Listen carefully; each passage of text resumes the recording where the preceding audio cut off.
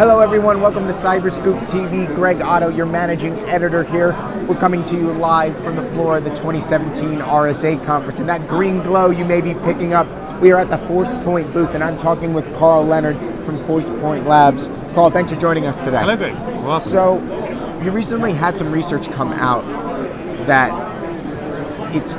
there is an actor targeting websites that are based in Washington, D.C. that have some governmental credence to them. Talk to me about this research that you have going on. So here at Forcepoint Security Labs, we are in the business of understanding attackers, understanding their behavior and their intent, ultimately to protect our customers. Right. Well, this was a really interesting piece of research that was kind of inconclusive.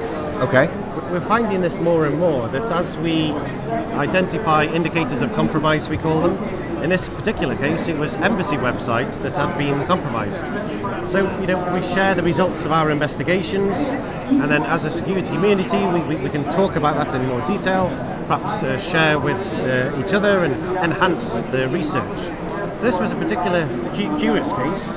What we'd found is that there was some injections into these embassy websites. As you said, the physical premises of those websites, they had bases in Washington, D.C. The injections were such that they delivered some basic web scripts to the end user, but it didn't actually drop a payload. All right. Now, this can lead us to the belief that there was an algorithm behind the scenes that very carefully chose which visitor to those websites was delivered the payload. So the tactics, techniques and procedures, the TTP, of this particular attack were very reminiscent of the Turler group. Okay. That's been well documented. Okay, right. We're continuing our investigations. We're looking to see if we can get hold of this payload to see what it might do. What we suspect is that because it targets travelers, members of embassies, who might be frequenting multiple websites. Right. Maybe there's an algorithm there that then decides that having browsed and been able to track the visitors of multiple websites, perhaps then that's when the payload is being delivered. Very reminiscent of Turler. So you'll start to see more of this from Forcepoint as we build out our special investigations activities. We produced a few white papers over the year as well. Okay. And we're really trying to understand the behavior and intent of attackers. So, if I have my network, or if I'm a system admin and I see this, what can I tell the people that I think are being targeted? What can they do in order to protect themselves? Okay, so the obvious thing to say is, if anything looks too good to be true, don't click through to it, don't open it. One attack that we saw that we dubbed Monsoon, which was an advanced persistent threats type of attack. Okay.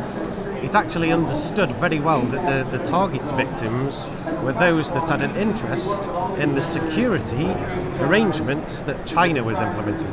So it presented a very efficient-looking, very official-looking email with the law of a document that had documented some latest meeting notes to describe the cybersecurity in China.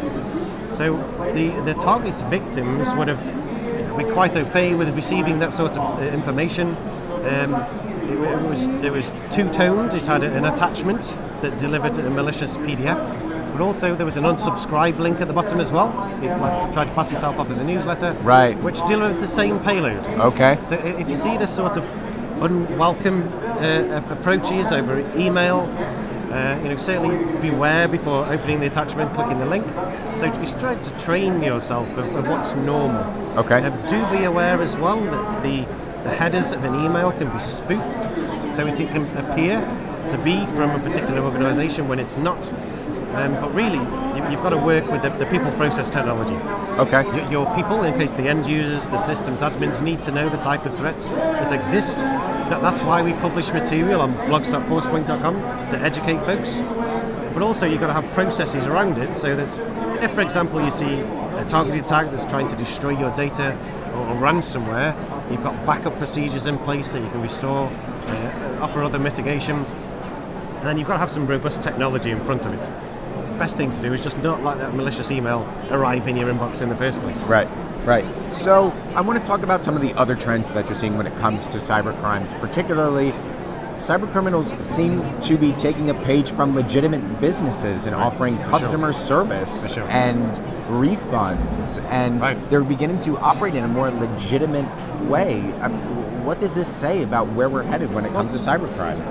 Cybercrime is maturing significantly. Yes, there are still opportunists out there. There are still the so-called script kiddies that will just have a go just to see if they can. Right. But the cybercrime is very mature. It's almost as if the elements of physical crime have morphed into cyber. We see fraud, we see deception, how to monetize those. And the thing with cyber, the use of the internet, is that you can hide behind various technologies to disguise who you are. There's a degree of anonymity given to the attackers. So it's good for them in that regard. It's kind of profitable as well. If you send 250,000 mails of a spam campaign, you only need a 1% return to have an income from that. Much the same as if you target 12 individuals, as we saw with one of the Jacko investigations we did around a targeted botnet. Okay. You only need one of those to come to fruition before you can then access all of this, stolen military content. Right.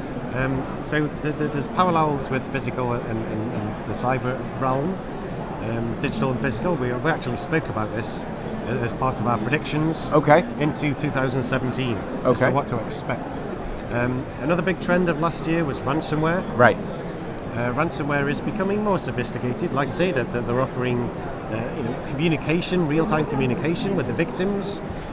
They've set their ransom fee at a suitable price point. So they've really studied this. They realise that for a couple of $100, a couple of bitcoins, people might be willing to pay that. Right. It's not going to land on the desk of a chief financial officer. Right. If they were to demand $100,000, not many companies are going to pay that. Right. But they might if it's only $1,000. Right. So businesses need to have a process to be able to handle that and to be prepared to make that quick decision. Are they going to pay or not? Not at the time of the attack, but to have this discussion before they see these type of attacks. Because ransomware is so prevalent these days that many businesses are bound to. And then the data breaches as well. 2015 was dubbed the year of the data breach. Absolutely. Isn't 2016? Are we expecting that in 2017? I'd say yes. Data breaches are still continuing. It tells us that businesses are either not sure of how to configure the technology that the vendors here at RSA are making available. Right. Or maybe the technology is looking for the wrong thing. It is a constant battle between attackers understanding how to attack and then mitigation being put in place. So we're looking at something a bit more fresh in Forcepoint, looking at the user behavior. And if you can understand how your users, whether it be a compromised user or one who has good intentions, just wanting to work hard at the weekend, sends that data out, let's look at that behavior and understand that.